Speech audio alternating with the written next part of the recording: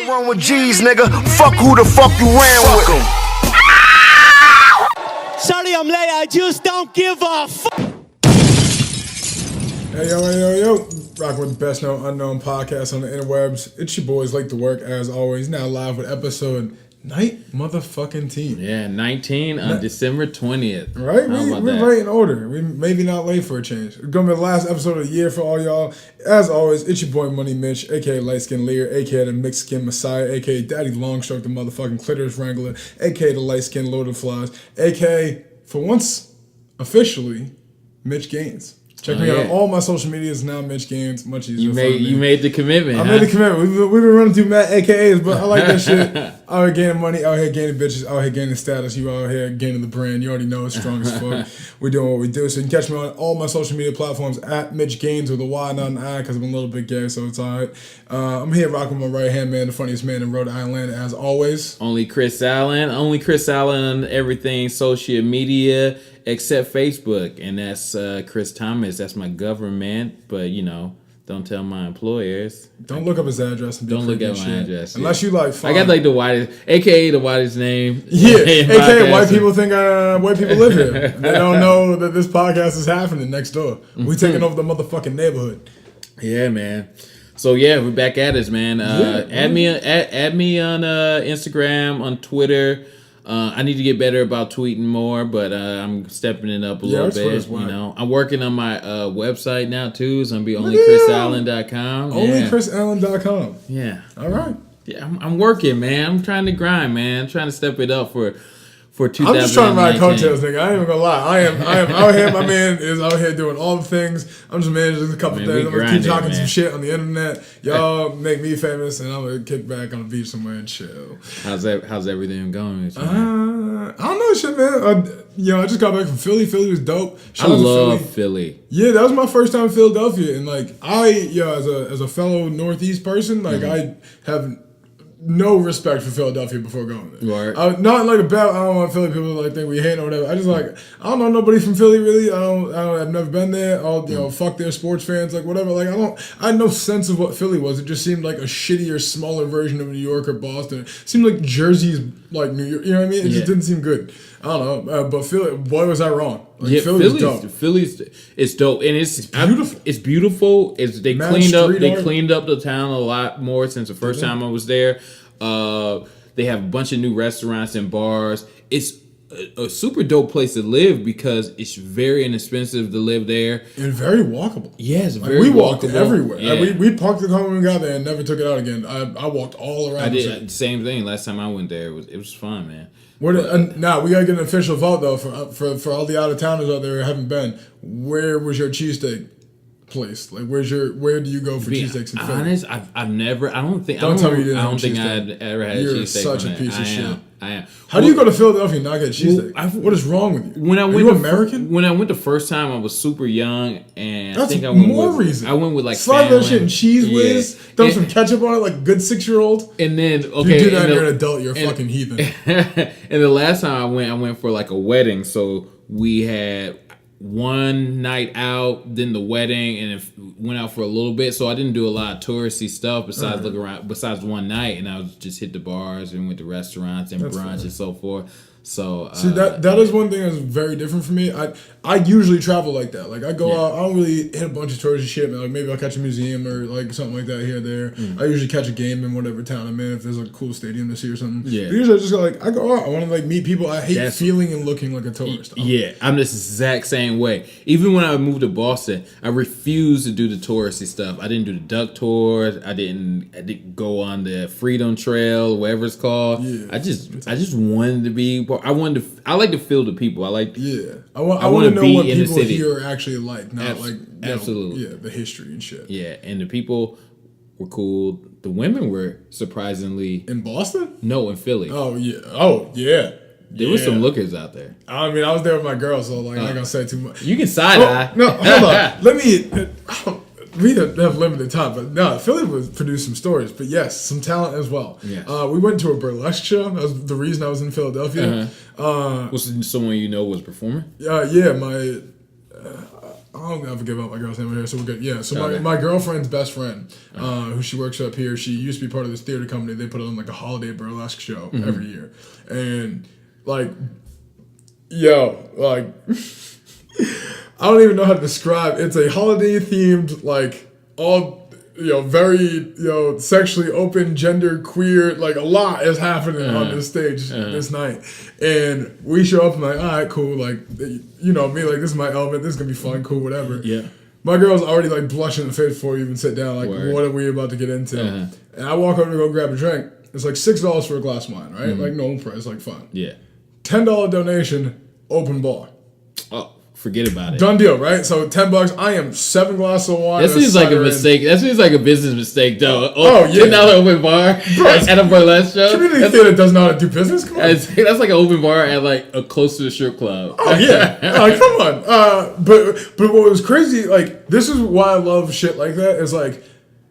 One of my favorite, we talked about strip clubs on a couple episodes ago. It's like one of my favorite parts about going to strip clubs is just getting super fucking blasted and like people watching at strip clubs, right? Exactly. Because the characters at strip clubs are so weird and like there's such a weird dynamic because you get the frat boy aspect and then you get the thirsty the lonely old dudes. There's Burlesque has its own people watching in a very different manner because everything's just like open fucking love and everybody. So the favorite performance tonight, hands down. This woman comes out, she's like, I know some of you are familiar, like you've come to the show past 4 or 5 years, whatever. Did my first dance, X amount of years ago. Did another one X amount of years ago. And last year I was pregnant. She performed pregnant last year. I guess like 4 months pregnant or whatever. Jeez. Which like clap it up, like yay, like body positivity, great, whatever. Yeah. But it's hilarious because she comes out and she goes, so now I have a 9-month-old and I wasn't sure what to do to top that. And they just cut on sexy back. Just goes full naked in like 20 seconds. Wow. Mic drop, walks off stage. How'd that post-baby body look? Get it. And I was just like, that's what I mean. I was just like, yo, like, I'm not even trying to make like some corny shit about it. As a performer, the courage of it. The art. Like, I've been naked in front of most of this group of room before. The rest of the people in this room are complete strangers who only know me as a new mom. Bang! What's up, nigga? Walk off stage. Like, yo, that is... I don't have the stones for that, and I'm pretty comfortable with it. But it was that kind of vibe for sure. But, like, there was that, but then there was also, like, all sorts of super sexiness, the sexiest shit of the night. Nobody took any clothes off. These two girls did a fucking burlesque dance to Girl Crush. You familiar with Girl Crush? Look it up. You'll notice that. We'll fucking intro to the podcast or something. But, like, so sexy, so weird, so awesome. It was a fucking awesome night. Philly was dope. Yeah. So, yeah, that's my review on Philly. Also, if you're getting cheesesteaks in Philly, I went to all the good places that people tell you to go to. Go to Pat's. Pat's. Okay. Pat's the next fun. time. It's a short drive from here. How long? 7 hours? Unless you get traffic. It was like 6 hours on the way back. It took us like 8.5 on the way down because it started snowing, and so like I hadn't even plowed yet. So I was like driving 40 the entire way down. Oh, it sucked. Yeah. But besides like. It's not a long drive. If you've driven to New York before, like, Philly's not that bad. It just sucks because, like, being from Boston, making the drive to New York frequently, you get to New York and you're like, oh, all right, cool, I'm done. Like, shit, I got like 2 more hours. Yeah. And that New York traffic you drive through New York, hit and miss. Exactly. Like, you go around the city, but, like, still, like, you catch that during, like, rush hour when people are going back to the suburbs. Yeah. Like, fuck you. Yeah, forget about it. Getting into Jersey and shit, like, forget about it. Man. Out of New York to West Side. You go down to Jersey and the traffic's crazy. Forget about it. Like, no. It's wicked shitty. Yeah. Anyway, so that was Philadelphia. Anyone looking to go to Philadelphia, definitely do that. I'm coming back soon. It's dope. Maybe that's when we'll do our first live show. That'd be dope. Awesome. I got some connections down there. We can talk. Dude, make it happen. Eli, if you listen to this, holler at me. What do you want to get into first? Now that we're 10 minutes into intros, sorry for boring y'all. Should we just go? We got to talk Diddy. Let's start with Diddy. Yeah. All right. So if you live under a rock or something, Diddy. So the Carolina Panthers if you live under a Ciroc?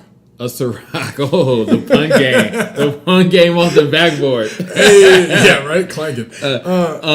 So Diddy's gonna try to made the announcement that he's gonna try to buy the Carolina Panthers. Respect Diddy. Because the owner accusation is So it's fishy. I posted something about this a couple days ago asking for anybody to give me like some sources on this because I can't find everything put it this way, everything that's been verified sounds creepy, but certainly borderline, and at least was like accepted and tolerated by most who knew about it. Everything that sounds like it definitely crossed some lines is like unnamed source, anonymous source, like unverified. Yeah. And I'm not saying they didn't do it because a lot of this shit sounds sketchy. Yeah. But let's give him the respect. We'll hold off any judgment on him. We'll keep it to the fact that... Have you heard any of the allegations? No, I have not heard that. I just are thought you curious for a few? I am. Here are a couple that I found particularly, like, not questionable. This is what I mean, like, I don't know if this is weird or not because I have never been in the position of these people or that environment. Even though I work in professional sports, my sport's not as cool as football. That's for sure. They have, casual Fridays in the office, Gene Fridays, like most offices do. Apparently, he would very routinely, and I mean weekly, come around on Fridays and, like, single out women to, like, stand up and turn around and, like, show off their ass to him. Oh, yeah. That's pretty, I'm not saying that's, but, like, that's obnoxious. And this is verified. That's verified. That's verified. Yeah, like hundreds of women have said, like, oh, that was just, like, part of the culture. Yeah, that shouldn't be part of anyone's culture. I agree. Now, here's the thing. That sounds like what follows next is like some like I'm gonna eat that up, like creepy comment. He'd say things like, "Oh, what'd you have to jump into those jeans this morning?" Which is creepy, but not like that's like I don't know where the line is. That's something like your granddad would right, say. that's what I mean. Like if you just read that on paper, I get how that could that's all contextual, right? So like a lot of it's like fishy like that. Now, where it lends me to believe that this is undoubtedly true, and maybe this is just my own biases showing. Do you know how Jerry Richardson made his like claim to fame, like how he got rich? No. So this is a true story.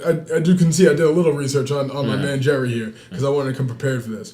So he was an ex-football player. He got drafted, I believe he played for the Colts for a few years. Caught a touchdown in a Super Bowl, or NFL championship before there was Super Bowl, 58 I think. He went to go like negotiate a contract. They offered him a contract. He, whatever the number he wanted was, they offered him like $250 less. Like a very insignificant amount of money less. And he walked over that. Wow. Because he's such a miserly bastard. He walked over that. He took that money. He started a hamburger restaurant, became a fast food restaurant, and now owns that chain of fast food restaurants. That's Hardee's and Carl's Jr. Word. Yeah, jeez, yeah. Along with Denny's and several other restaurants. Right, that's that guy. That's how he became a billionaire. What does Hardee's and Carl's Jr.'s ad campaigns look like? The craziest, most like sexy ads and girls dripping ketchup and milkshakes all over them. Kate Upton is shaking milkshakes everywhere. He's undoubtedly a creep. Side note, I love I can't judge because I love those commercials. The guy responsible for the commercials directly, their head of marketing, now in the Trump cabinet. FYI for everybody listening. I forget what position he got appointed to. Of course he is, right? Yeah. So there go all your little ties. I'll give you one little more nugget for anyone looking for reason to hate Jay Richardson, and then I'll let everybody else defend him. Yeah. And by all means, please, people, comment. I want to hear what you have to say on this man because I like the Panthers. I want a reason to like him. Yeah. Denny's also. My family would not eat at Denny's my entire childhood. I did not know why. It was not explained to me until I was probably 13 historically or 14. racist. Right. Yeah. Historically racist. The big one that gets everybody the bombshells, the 1994 case, where the Secret Service in Washington, D.C., on a detail of like protecting our government officials, was turned away service at a Denny's while their white Secret Service agents were served. Wow. In 1994. Yeah. The owner of that Denny's Corporation at the time, still, Jerry Richardson. Yeah, yeah. So take all that with what you want. I don't know how substantial some of these other allegations I haven't heard are. I'm sure they're going to get worse. Yeah. But that gives you an idea of the type of guy Jerry Richardson is. Creepo. Now, all the NFL owners say he's a really good guy. Of course, he's done tons for the league. He's done tons for the sport. Yeah. He's expanded the reach in the Carolina area, yada, yada, yada. I'm sure in the Billionaire Boys Club, he's in good standing. Yeah. But he's definitely a creep. Sometimes creeps do good things. So. Yeah, I mean, creeps can create jobs, bro. That should be the year of the model of the year. Like, sometimes... creeps are doing some pretty bad shit in 2017. But they've also... All these creeps are prominent actors. Yeah. Year of the talented creep. Talented creep. On the Chinese calendar, it's the year of the talented creep. It should be 2017. Sometimes creeps are talented. I don't know. What do you want? Often. Yeah. So, I think you gotta have a talent to be a good creep, right? Yeah. Like, how you creeping otherwise? Well, they're definitely using their creativity to hide some of their creepiness. but that the life's on now, gentlemen. You can't be a creep anymore. Yeah, pretty much. I say that as a former creep. Like I am not that I'm proud of it, but I know. And you gotta call out your bullshit early these days. Like I've certainly been a creep. You just can't do that shit anymore. Like, you gotta grow the fuck up, nigga. It's 2017. Life has changed and for the better. Like the freaks come out at night and it is daylight. Yeah, man. Just tuck that freak back under the bed. The freaks at night got Snapchat now, so watch yourself. You just have to get some game for now. Yeah, watch a motivational video. Read the hookup you know what the thing artist. is? Games are hard. It's being honest. Yeah, exactly. Game is just vulnerability. Exactly. And being honest with yourself and the people around you. Once you got that, like, everyone's trying to fuck you, male and female. That's just the key to it. And if you look like Harvey Weinstein, Game couldn't have that face. I don't know. That's what I mean. I know niggas uglier than Harvey Weinstein who bag hella pussy because they're just like, they got game. It's not like, oh, they're mad funny or they're mad rich. Like, no, they just know how to hold good conversations and, like, treat people well. And if you combine that with status and wealth. Oh, yeah. I mean, if you're a decent human being and famous, forgot about it. He was definitely getting off on that power element. It wasn't just him. Because he could get, Harvey Weinstein could probably get. You talking about Weinstein or Jerry?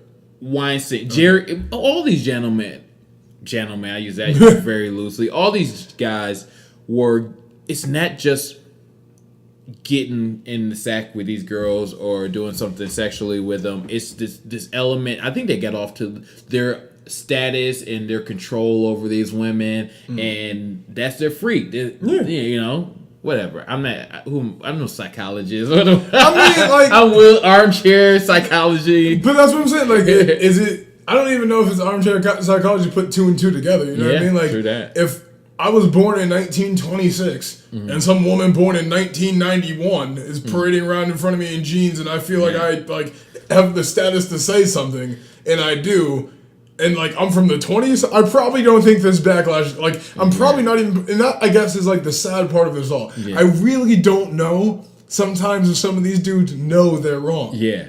I'm really not sure. Is it, like, if you're like most of us now, like if you're in like your 30s or younger, right? You know if you did some creep shit. Like we've talked about, like people do creepy shit, especially when you're younger. Like I'm certain most dudes in their teenage, like high school years, did some creepy shit. Yeah. But like, you know that, and you came of age in an era where like you acknowledge that and you get better. These dudes like didn't go through that process. Well, they didn't have to. The whole culture was designed around. It was a good old boys club. But they have like this 17-year-old mentality towards women, where it's just like, well, she said she liked me, so grab boobs.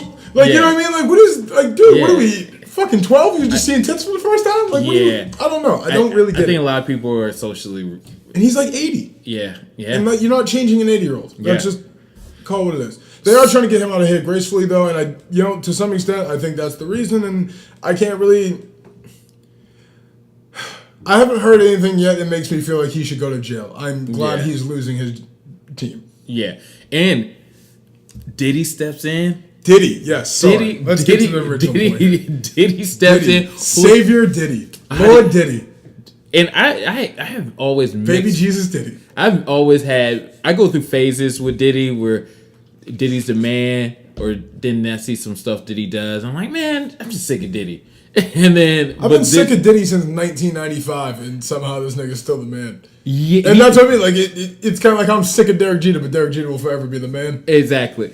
And I think that's kind of that status element of it, where someone's so in your face for so long, you're just like, I'm done. I don't want to see him anymore. Yeah. And is that kind of being a hater, but kind of just sick of, it's too much in my face. It's similar to seeing the same advertisement over and over and over again. Yeah. It's like, I just can't look at this ad anymore. I think that's what makes this such a power move. Yes. It's like, you're ascending now, where like, you're at that point where I don't want to see you anymore, but now you're trying to put yourself in that Jay-Z, Magic Johnson, Oprah type class where like, I don't need to see you all the time. Actually, I know you're up to good things. Great things. Yes. Black excellence, as Diddy likes to say. Yes. And it's a power move. Yeah. Oh, it's the power move. It's for the history. culture. It's for the culture. It's for young black men. Like, you know what a great look it is for a black man to be replacing an old like white dude accused of sexual harassment. I'm not trying to make this like a race thing. I mean, it's just like an image for young black men to aspire to. Where like, no, get them niggas who like treat women terribly the fuck up out of here. Yeah. We're gonna do this shit correctly, while also getting the bag and popping these bottles. And you can do all of the above, and I think that's. Could there have been a better team either than the Carolina Panthers? Oh God, Cam Newton, the quarterback, says he's gonna bring. Oh, so did you hear that he's in works with Kaepernick's in this too? So yeah, how do you feel about Kaepernick being involved in this?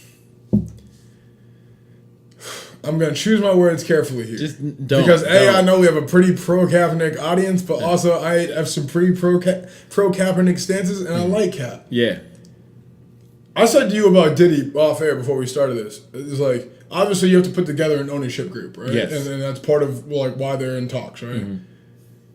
Diddy needs to put together an ownership. So Diddy's worth, you said 800 mil? 850 some million. So let's say he's willing to put up 25% of his entire net worth into this, which I doubt. Yeah. That's a significant amount of money. But that'd be 250 mil, roughly. Yeah. Panthers are valued at 2 billion. So you would need at least 7 other people at 25 mil apiece. Yeah. Colin Kaepernick ain't got nowhere near 250 million to spend. I mean, he doesn't have that much money, but he doesn't have triple-digit millions. No, he signed a big contract. Well, he signed a huge contract. Yeah, that was like 100 some million. Yeah, I think he's probably made about 120 lifetime. Knock off 25 for taxes, that's 95. Knock off a bunch of donations and spending in between. Like, I'm not saying the dude ain't got cake, but I'm saying he's got like. Although I guess if he wins his settlement with the league, that's gonna be another 60 or 70. Yeah. But yeah, I mean, that's what's he got max 70, 80? Probably. But you just need him involved, I feel. But that's my problem. Is then like, for what exactly? It is. I feel more of a PR, not even a PR thing. It's to show how the trajectory of it is shifted. That this guy that's been blackballed from the league. No, I get all that, but like I think you're right. As a group, it's PR though. Yeah, there's no. That's what Jay-Z was. As we said, Jay-Z, that was all PR. Yeah, but things got done in Brooklyn. But Jay-Z had the money to be in that. Jay-Z wanted an in toward the sports world. Jay-Z then founded a sports agency that's doing very well for himself in that world. Like, I don't know what Colin Kaepernick's interest in owning a team is. I don't know what he brings to the table. I think it does shit for his argument that he should be playing in the league if now he's going to become an owner. I also don't think he has the money to really bring that to the table. And I'll put it this way. Many of the things I think the Kaepernick angle brings to the table, you achieve with Diddy buying the team. I don't know what he like. I'm not against Cap being on board. Like, I think that's dope if he then owns a team after all this, right? And he has a say at those ownership meetings and all that, right? Like, that's dope. Absolutely. Yes. I don't know why if I'm Diddy or I'm any member of that group who's got that kind of money to be thrown around, I'd hire Kaepernick as our representative or our special consultant or some shit like that, and I'd have him there for all of those meetings, and I'd have him involved in a lot of our play. Like, I'd have him on the payroll. Yeah. I don't know if I'd have him, but maybe that's just like, you're right, that doesn't achieve the same like message. That doesn't say the same thing to the public. Yeah, and also so I'm torn up on that. Yeah, and it feels like a PR play more than it feels substantive. I definitely see that perspective. I also I like the fact that he's in this position. If the organization in the NFL has elements of the organization that is sick and screwed up and that you don't agree with, I like that Colin Kaepernick is in the picture to shine light on some of these elements, and he knows it from the inside out.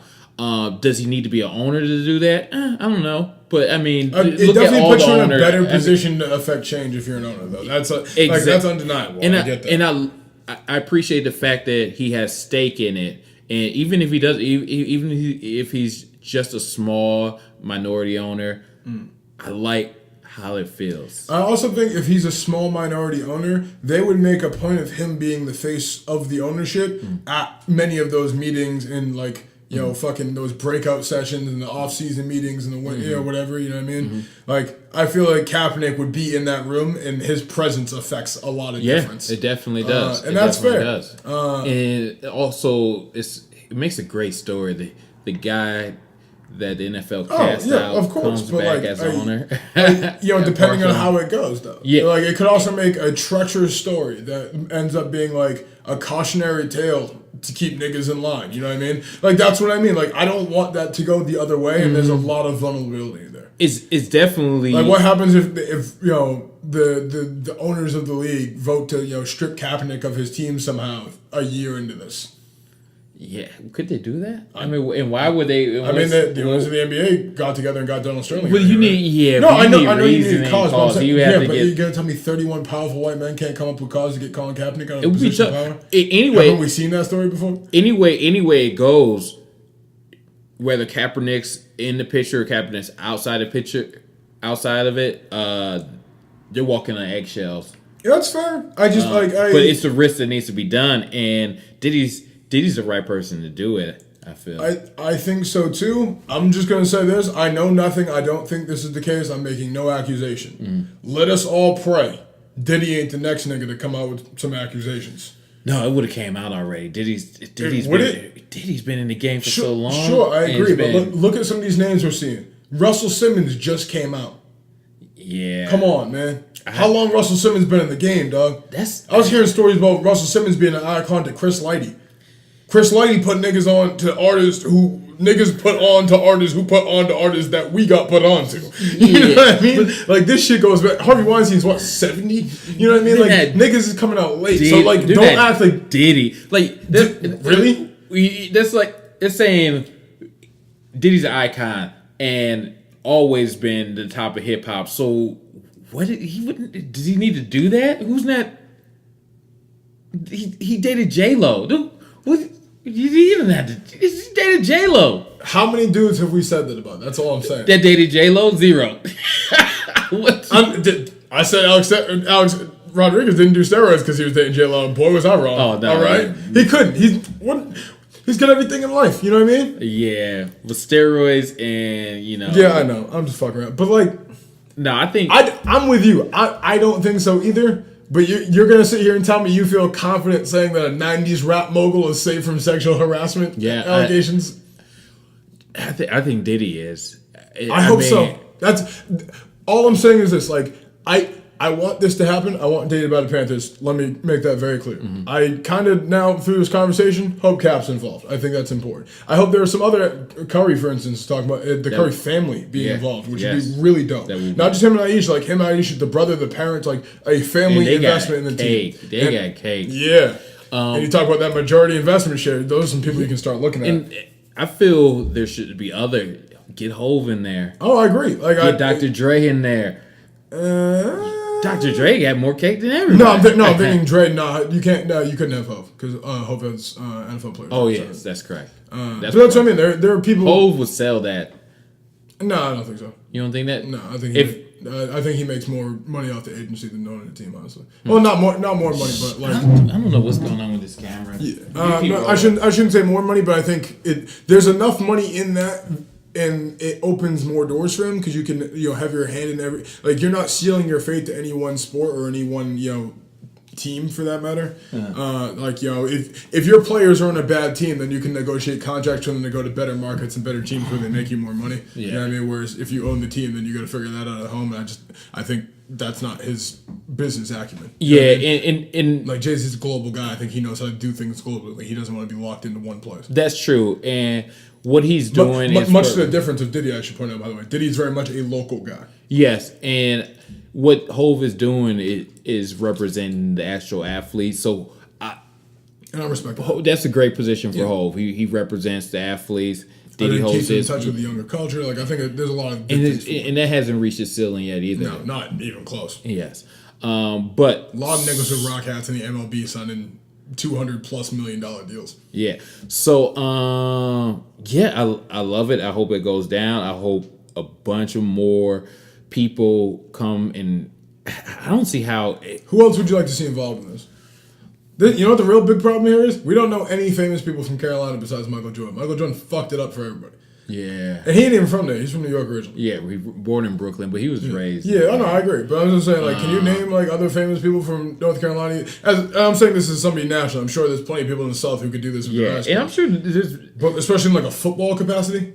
But I'm sure there's mad cats with crazy cake that we don't even know that Diddy has. I'm sure some like, tech dude in Charlotte somewhere. They own like a rubber stamp making company, and they just got dumb cake. I actually talked to somebody who literally like owns a rubber stamp company. And, like, you would be grossed out by the money. Yeah. Yeah. So triple digit millions. Yeah, I hope it goes down. Respect to Diddy. Yeah, salute to Diddy. Like, black excellence as always, man. Do me 2 favors. 1, no allegations. 2, limit it to, like, 2 Ciroc ads on each side of the field. Like, my nigga, when they do Ciroc ads, them shits is takeovers, bro. Like, you can't look in any direction and not see Ciroc. And it's aggressive. Do you watch, like, any of the Funk Flex freestyles when they got 6 bottles on the table, the Ciroc ad in the background, Ciroc tape on the fucking bar? Like, it's too much. It's extra. It is too much. Like, let's tone that down. We're not going to become the Ciroc Panthers. Dang, but that'll be the after parties be live. They definitely gonna come out with a Carolina Blue. Get Will Smith on the phone, man. Shout out to Will Smith. Will Smith should be in. Yeah, Will Smith. Get Will Smith on that ownership group. I'm 100% with that. You know, it doesn't fail with Will Smith. No, it's all love. Yeah, exactly. He would get roasted by Philly fans, but like that's all right. Yeah. Hey, Philly ain't up for sale. Side note: when I was in Philly, Will Smith's on the wall at Jim's and said that Jim's was the best steak in Philly. You're wrong, Will Smith. Jim's is really good, and it's the only black-owned one I went to. So salute to Jim's. I'll continue to go there when I'm in Philadelphia, but that was not the best thing. I'm totally on Will Smith's side. I'm voting him. I mean, he's from Philadelphia. I don't take his word for it, but yeah. So we spend a good amount of time on that. We should probably move. Shout out to Diddy. Yeah, salute to Diddy. Salute to Steph Curry. Salute to Colin Kaepernick. The 3 of them plus some other. Yeah, I really would like to see a fully black ownership group. I think that would be dope. I don't know if that is happening. Not even just black. I just want to see minorities coming up. I would also like to see some women in that group, which would be dope, as there's no female NFL owners to my knowledge, except ones who are like married into families who inherited teams. Yeah, just some diversity in all these power positions. If the world survives long enough, if the United States survives long enough, the patterns are showing that minorities and women are coming up. I think that in 15, 20 years, definitely in the next 50, 60 years, they're going to be Indian owners, Hispanic owners. I'm putting this knowledge out there to everybody right now. Y'all listening at home, our 60 listeners that we get every week. Take this in, heed this advice. This is Mitch Stradamus here to predict the future. Mm-hmm. For the next 10 to 40 years, let's say, just align yourself with queer people of color and black women. Oh, yeah. And you're going to be good. Yeah. Because they're good. That's the future. Like, you can hide behind them and get a lot of your shit off without getting in trouble. Like, outside of that, like, your pocket is real scary. Yeah. Like, you don't have a lot of shields, nigga. Nah. Like, get in where you can between those 2 groups, because that's who's going to save you in the future. Yeah, no doubt. That's just is what it is, my man. Sorry to do it to y'all. All right, so next on the list. Should we just quickly? We should, since we're on hip hop, we got to talk about the George Zimmerman stuff. Oh yeah, George Zimmerman still infamously in the news. Again, this is when we need a soundboard because I need gunshots through this whole segment. Yeah. So George Zimmerman want beef with who? With Hove. With Brooklyn's finest. Are you kidding me? With the greatest to ever do it, according to a lot of people I disagree with. So if you were checking the news, George Zimmerman is back in the news, and it's because Tidal, which is owned by Jay-Z, is making a documentary based on the Trayvon Martin shooting in 2012.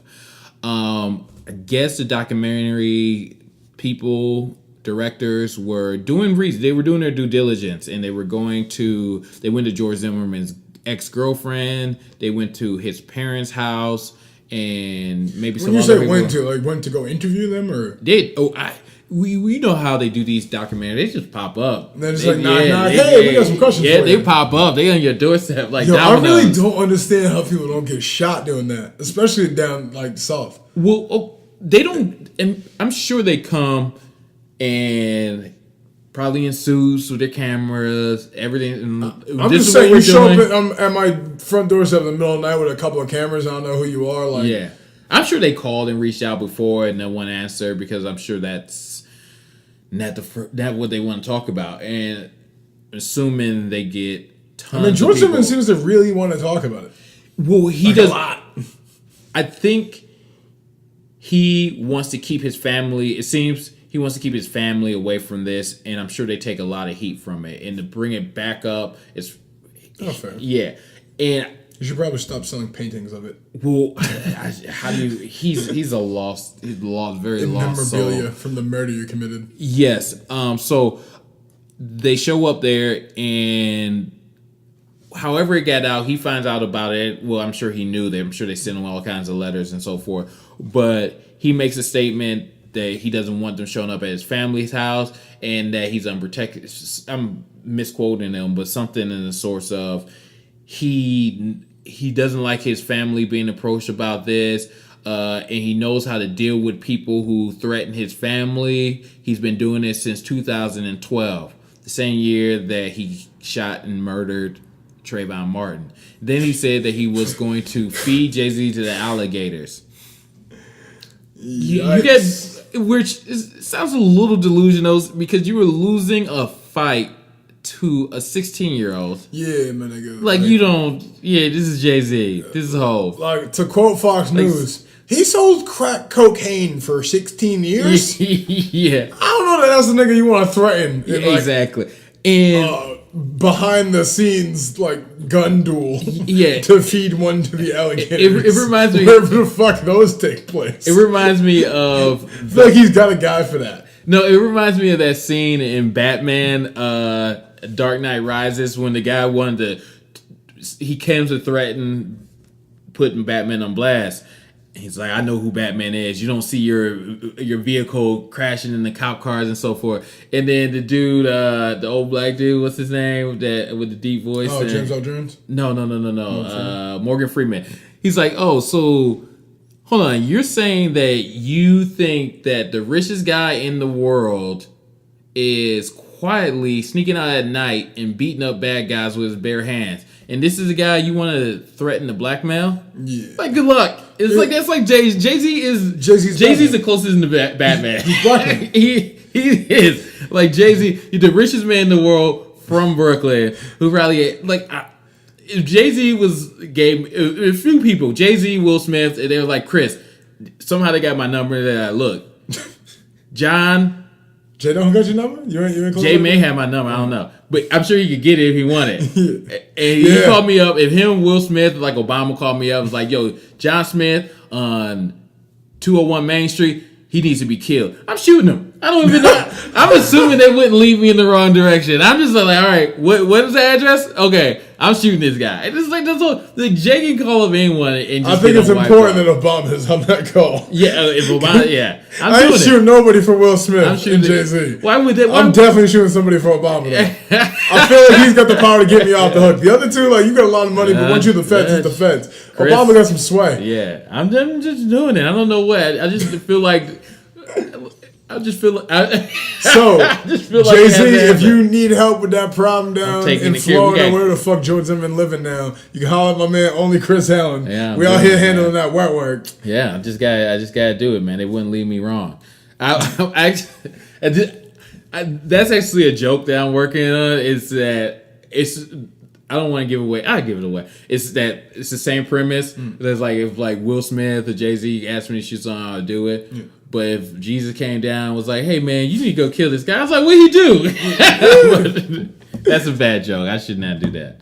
I mean, yeah, in whatever. certain settings. Yeah, I don't know. But Snoop Dogg did said the same thing. He was like, if a hair gets touched on Jay-Z. Yeah, exactly. He's on that. But, like, why does George Zimmerman think he's tough?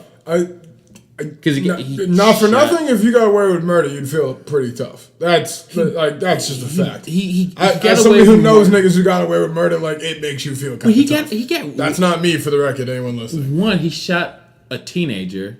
I know. I'm not saying that makes you tough. Yeah, he's thinking. Yeah. But he shot a teen. One. This is if he's ever listening. One. I hope so. That'd be great. He shot a teenager. You pussy nigga. And he was losing a fight to that teenager. The reason you shot him was because you were losing. And the only reason he got off of murder is because Florida, besides Miami, super weird state. Yeah, I'm spending and my that's holidays in Florida, and I'm terrified. Florida, I love Florida. I love Miami. Yeah, nobody loves Florida. People love Miami. Tampa, I got love for Tampa.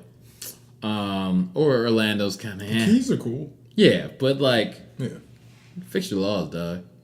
Just get rid of the people doing bath salts and the George Zimmons of the world. Yeah, and, it could be cool to come visit. Charlemagne says, Florida and the Bronx. Yo, true fucking story though, man. And I never knew that about the Bronx till I went and drove through the Bronx for the first time, and I was like, yeah, there's just weird shit happening everywhere around you. Yeah, I got family in the Bronx. It's Florida but colder. Yeah. The mad niggas on drugs. I've been to the Bronx, so I've been to Fordham Road, bought my fake triple fat goose, and my mixtapes and so forth. Holla at me.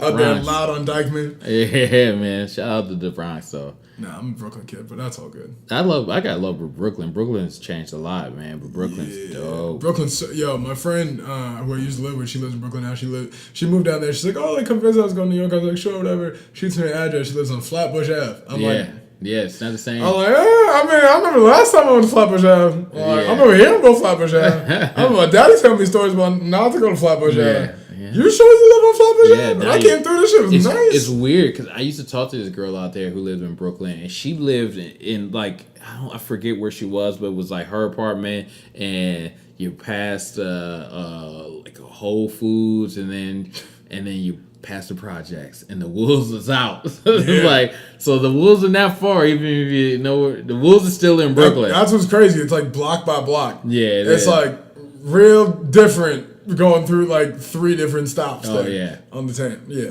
yeah. Anyway, what else we got on the list here? Long story short, George Zimmerman want problems with Hove. No one seems to really know why. Apparently, George Zimmerman thinks it's a violation of his privacy that journalists come knocking on his door and ask him questions about a documentary that's being made about his life. He apparently doesn't want to defend himself on the record because he's a pussy-ass, bitch-ass nigga who shot a 16-year-old kid, 15-year-old kid because he was losing the fight because he can't fight for himself and he needed to accost random neighbors walking through his street.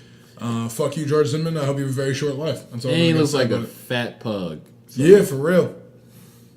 That's all I got to say. Anyway, moving on from that, let's go. You want to get Kevin Hart?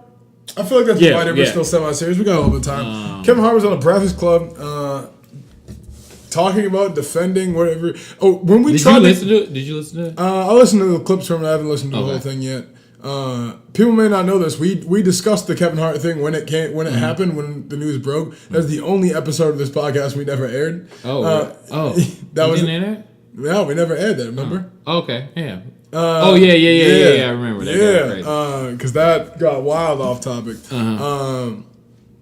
But so refreshing. What are your thoughts on the Kevin Hart situation now, a few months out? Because he kind of bodied that shit. Yeah, I don't know if he was right or wrong. He's the Teflon Don, actually. Yeah, that nigga.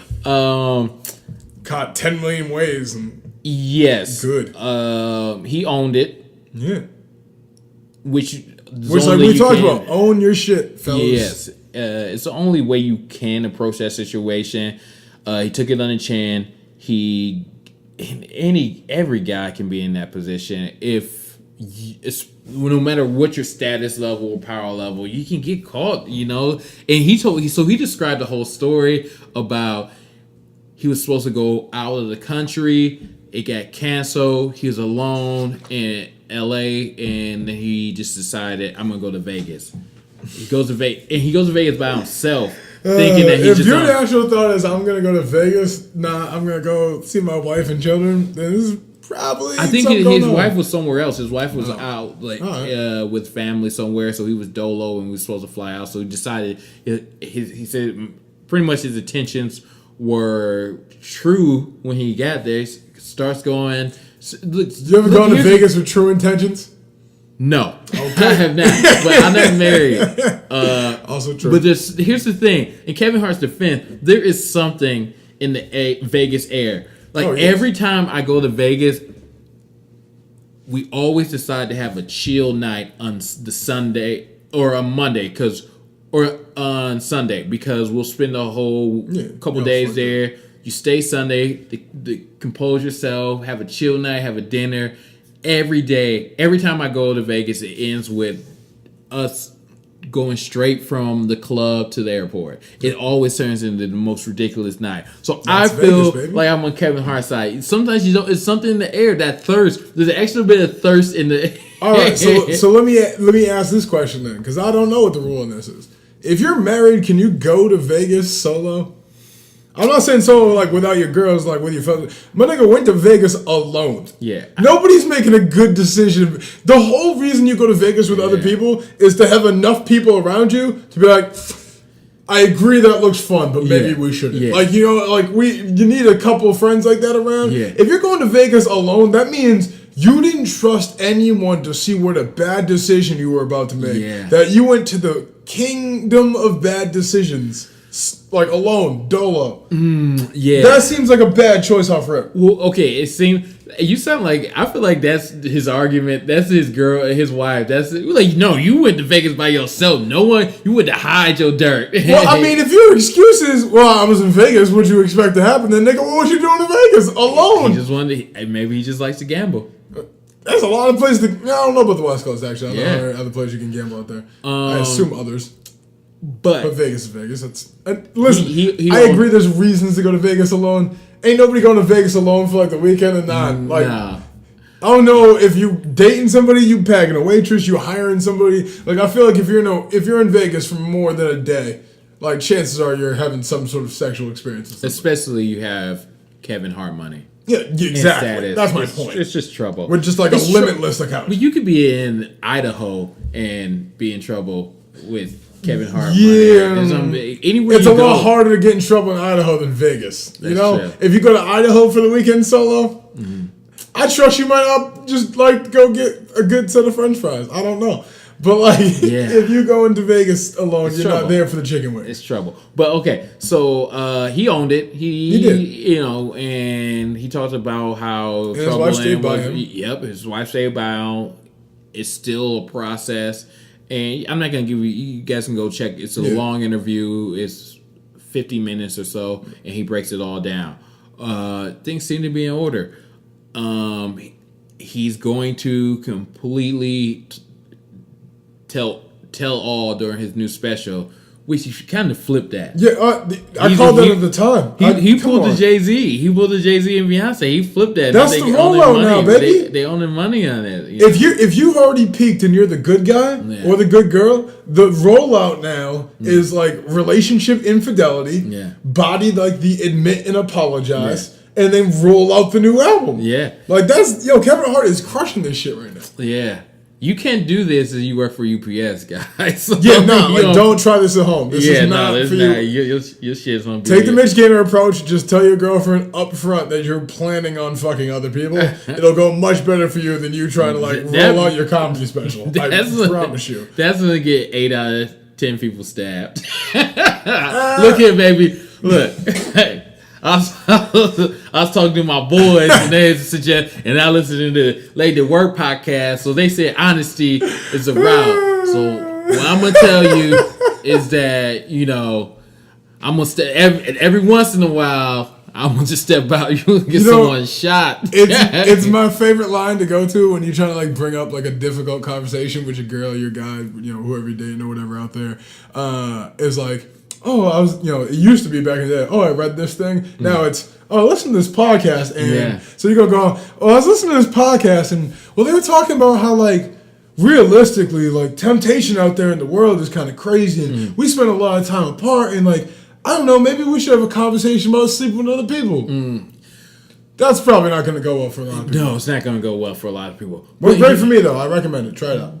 Also, on the flip side of it, if think about it, if 60% of relationships aren't working, and who knows the other percentage of relationships that aren't that happy in this traditional relationship. I mean, maybe there's a different route for happiness. And just because traditionally everything has been done this way and your parents did it this way, I mean, that doesn't mean that's the best way. It's obviously not the best way because 60% of the people are getting divorced. And I guarantee it's another 10 to 15 that are in marriages that are completely unhappy.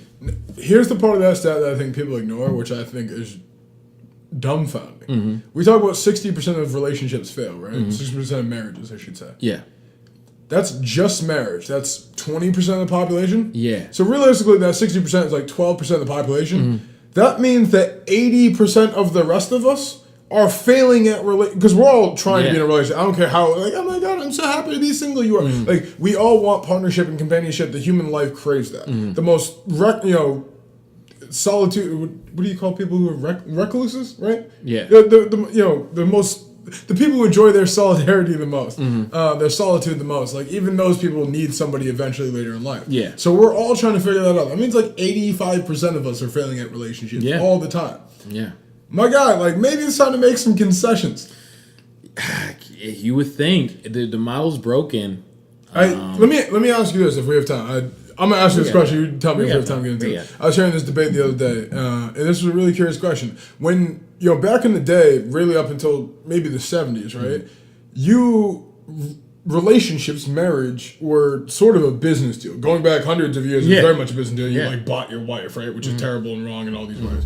But even back in like the 40s and 50s, it was like the reason there are these gender roles that we all reject and shit now, is a lot of that was just necessity. Somebody had to, farm and hunt, and other people needed to raise children. Eventually it became people needed to earn money or build things, or, other people, why they needed to make things. There's like a balance to that. We're now kind of at a tipping point in relationships, and especially with gender roles. Most people of both genders know how to do most things that are self-sufficient. Yeah, like we can all make enough money to like pay our rent. We, not all, but everybody's capable of. A lot of us are able to cook our own food. People are able to raise their own kids if they need to.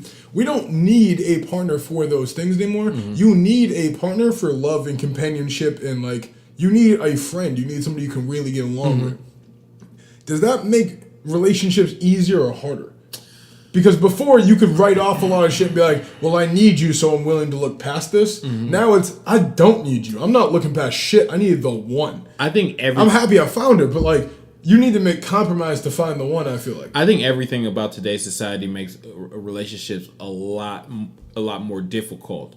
Because the aspects you mentioned, that more people are independent, especially women now are way more independent, and they are statistically becoming more the breadwinner in relationships and marriage now.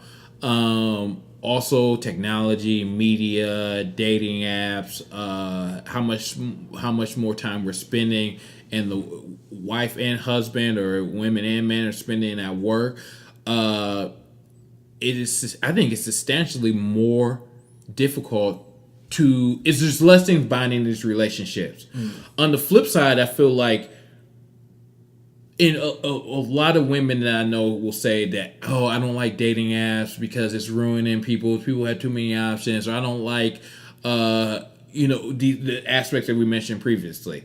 But what I feel is people have more of an opportunity to get in a relationship for the right reason. So if you like someone, you like them and you love them. Hopefully and I think there's a statistic that says that millennials are starting to get married now more, are beginning to buy houses, and there's lasting longer. There's the divorce rates declining in millennials, and I'm assuming, I haven't done any research, but it's because people are marrying for the right reasons now. I think that's true. I also just think that makes it harder to find somebody to marry. Yes, absolutely, absolutely. We're so picky now, man. Yeah, when you were dating in the 50s, right? Like you went to a high school that had, a graduating class of 42 people. You just pick one of those 42 people. Fuck, pick one, bro. There was 21 girls. Yeah. You married whatever girl was going to give you the time of day. Yeah. Because by the time you were 18, you were off the basic training and you were coming home to build a house. Yeah. That was the deal. Yeah.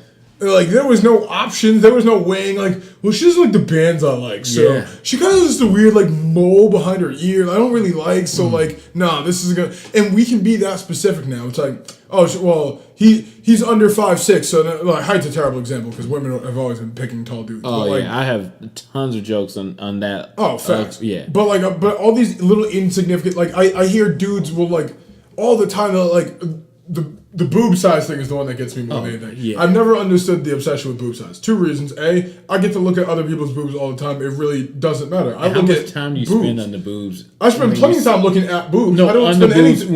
when you're sleeping with a woman. You spend like not that much time on the boobs. Unless they're like, unless they're distracting, in which case it's almost detrimental. Yeah. You know what I mean? But that's my point. We put so much emphasis on this, you know what I mean? And so, like, as a dude, I know guys who are like, no, like, I won't date girls with, like, smaller than a B cup. Yeah, that's just... You know how many great people you just wrote off? Yeah. Or women who are like, I'm definitely not, like, dating a dude smaller than 5 inches, 6 inches, 7 inches, whatever, right? Yeah, dude. I do not have a tiny dick, ladies. Do not take it that way. But, like, that's a real thing. Yeah, I think those people... I think those people And you are can incredibly...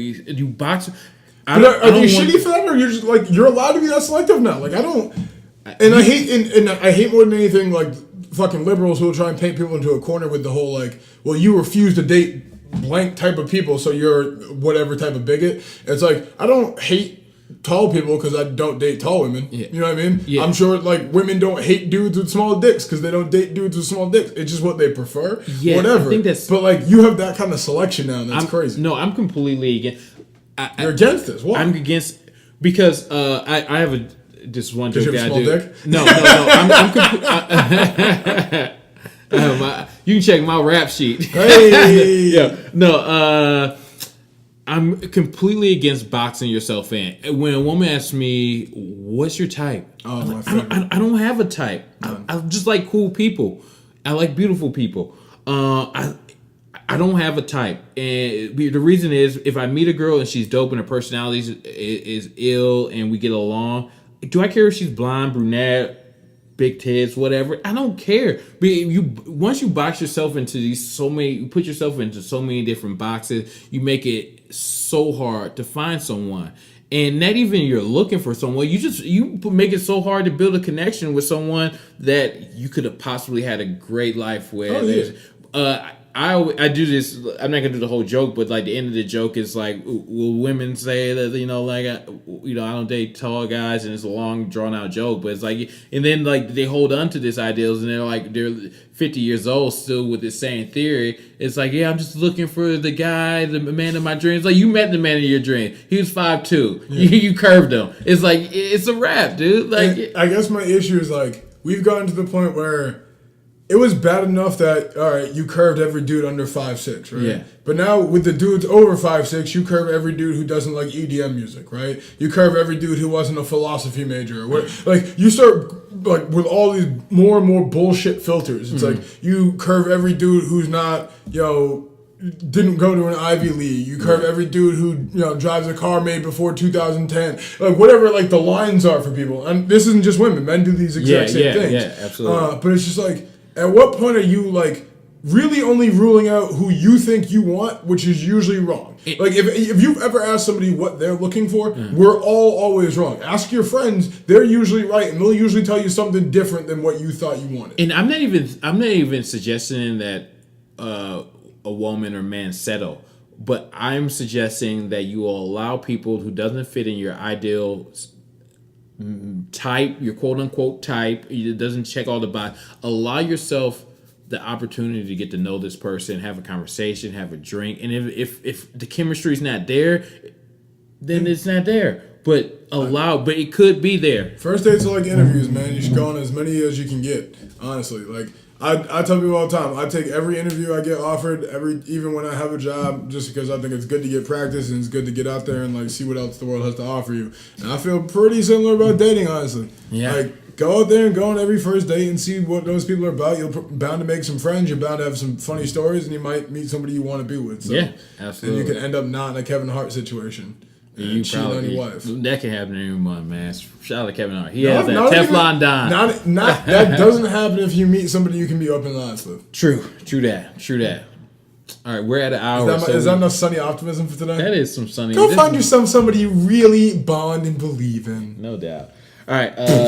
Do we want to? What else do we have? I was gonna fold this right into our top 5. Do you want to touch on the tax bill stuff? We can do that. We're at an hour already. Let's. Do we want to go Joe Buttons in the top 5? I was gonna put him in my top 5. Oh yeah. All right. Let's just do top 5 then. All right. You start. You start this off. All right. So top 5. Last 5, top 5. We doing what? Best. Who had the best years? Who had the best year? 2017. So this is our last podcast of the year. So yeah, okay. If I go first, all right, cool. So our top 5 people with the best 2017s. I'm starting at 5 slot. Recently fired as of today or yesterday, whatever. I don't know when this podcast comes out, but one of those days. Joe Budden is now no longer a member of Complex Media. I think Joe Budden had a phenomenal year. Joe Budden's podcast has been popping for a minute. I've been a fan for a few years. Yeah. Seen it grow, seen it change. I think he's really on to something with what he's doing. Built out the Everyday Struggle thing. Truthfully, I was following Complex all the time before Everyday Struggle. I don't see shit from Complex I care about other than Everyday Struggle. Yeah, I don't know what they're thinking. Yeah, their content has been mostly, and I'm hesitant to say that because like my hardcore crush from college is a social media editor at Complex. Word. I hope she listens to this because it'd be hilarious. She didn't even add me on Facebook for like 6 years after college because I was like, my mom listens to this, so I can't say what I was doing. But at graduation, I was fucked up at graduation. And just like bared my soul to this girl, telling her how like deeply in love I'd been this whole time, and how straight curve, not just like curve stop. Nigga. Like her last name begins with Gay, mine's Gay. We're sitting next to each other at graduation. I'm like, I've been meaning to tell you this for like 4 years, but we know this class together, and she's like, nah, cool.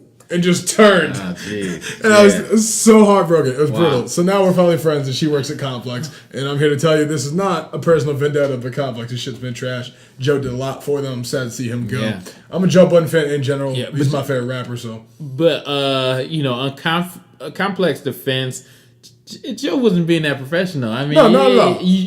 Joe was Joe. Okay, here's the thing. Joe thought he could be Joe in a corporate setting. Exactly. You retired from rap in order to go into this new media zone, and you acting like a hip hop artist. Yeah, you're acting like a rapper. It's not gonna happen. You got to choose. And some elements, if they're on the wrong page, as far as creatively and content wise, then step aside. But he was talking about him smoking in the bathroom and how they should make a smoking section. Dude, that's some nigga shit, dog. That's what I mean. There's some shit about Joe. Like, I also like he was talking about like them trying to plug segments or plug fucking guests he didn't even want to have anything to do with. And it's like, bro, like if we blow up, we get picked up by some media outlet. Hey, Complex, if you're looking to fill a slot, holler at us. Like, we're happy to be on Complex. But like, this is my thing. Like, we go to Complex and Complex starts trying to like plug guests that I don't give a fuck about. Yeah. Like, there's only so many of those I'm gonna do before I start telling you to go fuck yourself. You know what I mean? Exactly. Especially someone like Joe Budden who already has fuck you money. Well, I don't know if he even has fuck you money, but he's got fuck you influence. Yeah. And like that's what I mean. Like, Joe's connection to the culture is deeper than any quote unquote tastemaker at Complex. And you see, and as soon as I didn't even know about this, but then I saw him and Charlemagne and doing this like end of year thing. Yeah. So they filmed that right before he got fired from Complex. Oh. Yeah, Complex. That's not a good move. And this spoke volumes to me because I wasn't sure where Charlemagne and Joe Budden really stood or whatever. And they've gone. I respect Charlemagne to God a lot as a radio personality and just like an interviewer. Yeah, like what he does. I don't agree with or necessarily like a lot of his shit. I just really respect what he brings to the table. He was the first person to reach out to Joe and be like, yeah, like, salute to what you've been on. Like, you on the right path. Like, don't, like, sweat that shit. Yeah. And it's like, that says a lot to me about what, like, real, even industry people in that industry think of where that's headed. So, we'll wait and see. Salute to my nigga Joe. He's my 5th best 2017. Joe Budden's? All right. Joe Budden had a great 2017. Now, what's the rest of your list? Oh, I'm doing all 5? Okay, I didn't know if we were doing 5 or we were alternating again. Oh, no, it doesn't matter. I have my whole list. You have your whole list? I have my whole list. So. All right. You want me to do mine? Who's your 5? All right. Who's your 5th? We'll go up the ranks together. My 5th is in these. They've just owned it the last 5 years. I'll give you my 4th and my 5th because these guys, it's the Drake and The Rock are just They just own.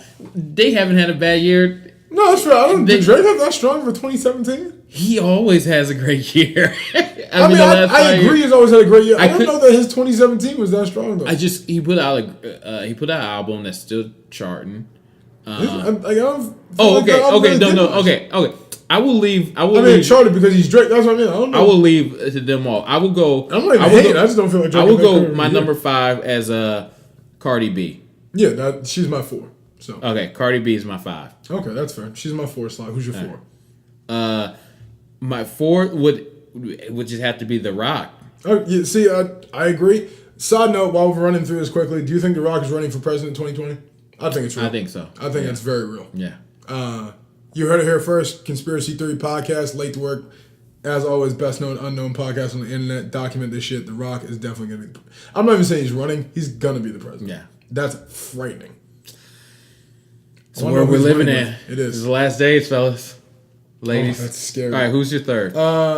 I know I shouted him out as my best new artist, but he's also my 3 spot for having a great year. My nigga Black, bro.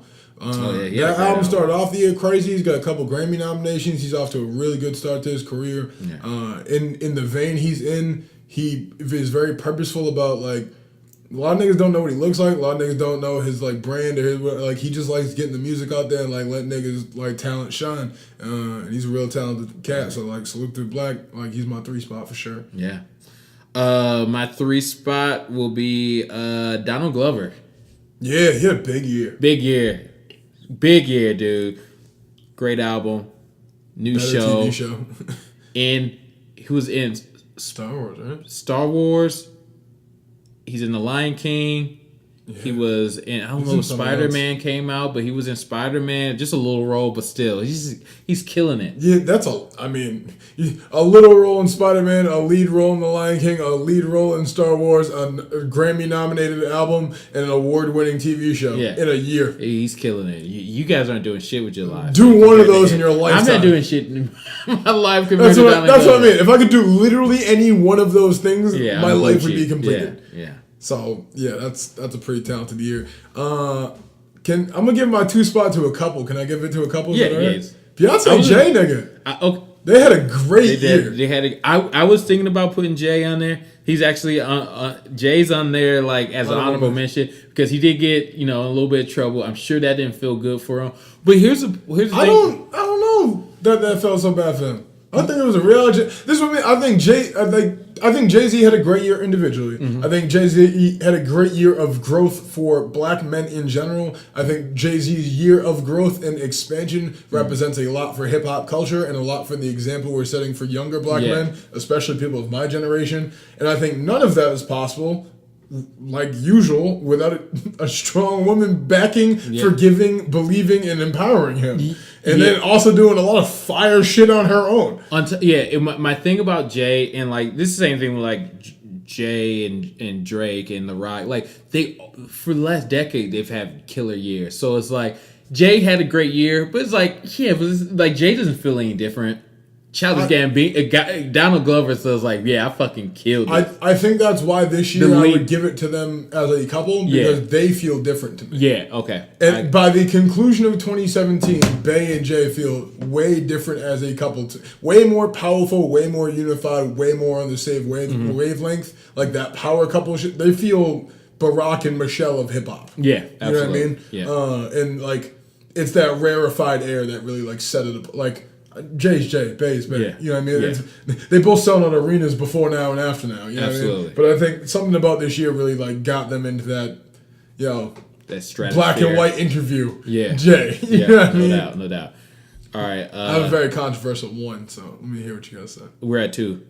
Oh, no, they were my 2. Oh, they were your 1 and 2? That was your 2? Yeah. I had Black was my 3, Cardi was my 4. Oh, okay. Button was my 5. Okay, cool. So this is my 2. My number 2 is Dave Chappelle. Yeah, good call. Yeah, The comeback. And he had such a Chappelle year. Made that money back.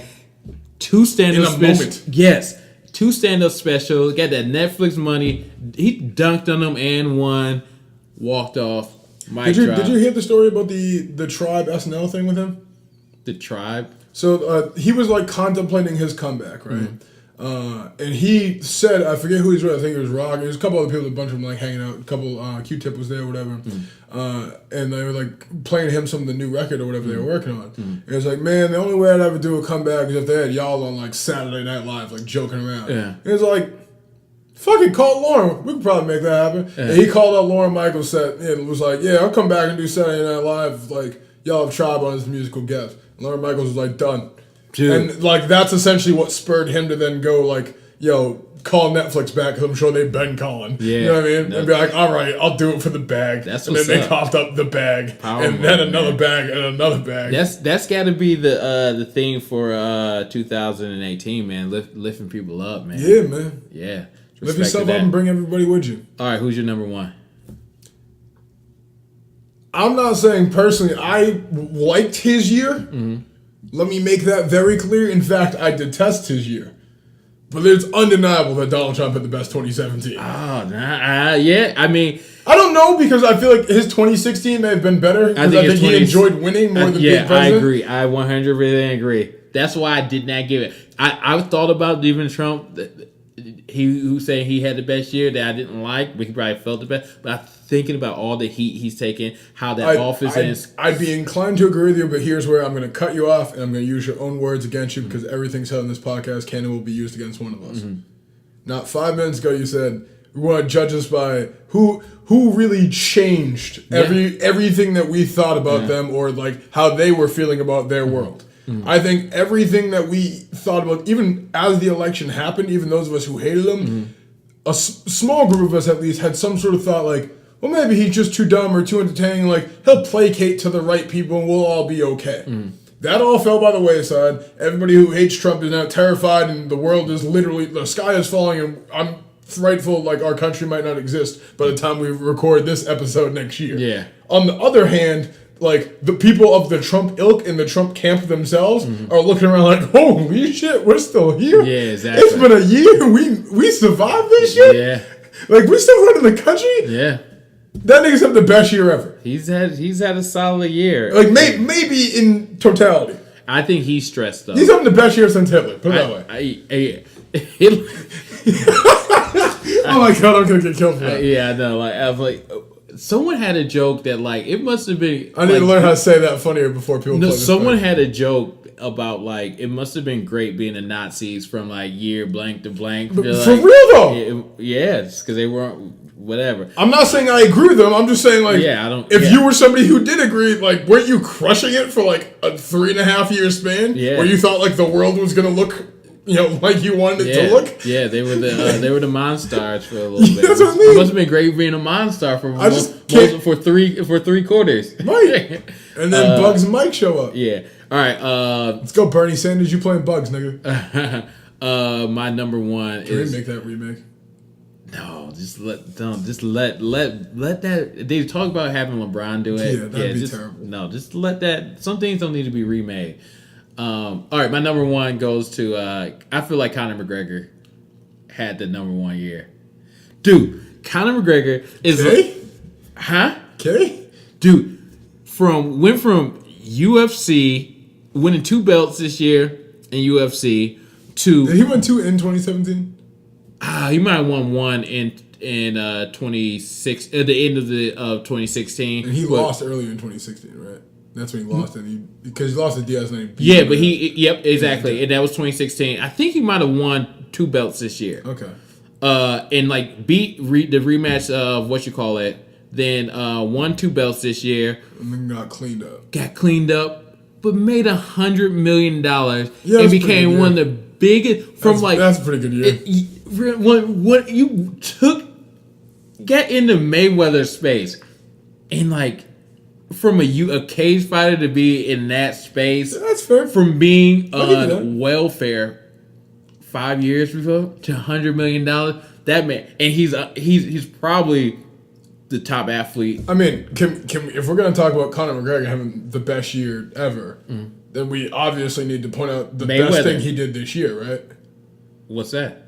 he became the drop on our intro. Oh yeah. So Conor I didn't even McGregor think about is that. pretty world famous, but he really wasn't shit till he came on late to work and made us this drop so that we could be, trying to help put him on. Like Conor's a friend of the show. We just want him to, feel welcome whenever he wants to come on board. Yeah, whenever. Give us a call. We'll schedule you.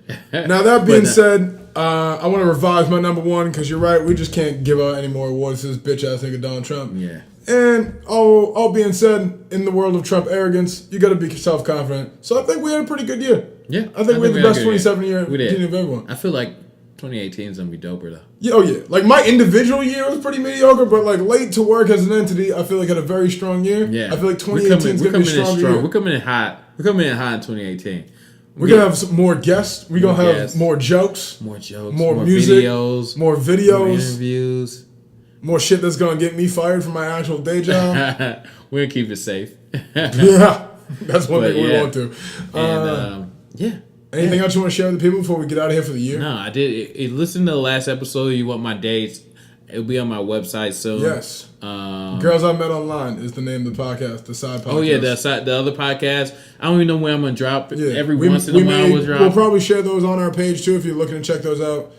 Girls I've Met Online, hosted by the one and only only Chris Allen. At only Chris Allen. I'm gonna start doing these with we'll talk off air. I have an interesting side angle for that. All right, cool. For my group dating experiences. Oh, dude, those would be fun to bring on the podcast. Yeah. All right, so stay tuned for all that shit. No, I feel like we should plug all of our end of the year shit. I'm just saying, you got any shit coming up you want to tell people about? Any shit we're doing in 2018? We don't have any real big lavish ideas other than that. No, check us out. Yeah, There's good shit coming. Stay tuned. Thanks for rocking us all year, honestly. All right, have a happy 2018, man. Stay safe. Go out there and don't take no shit. And don't be a dickhead. Please don't.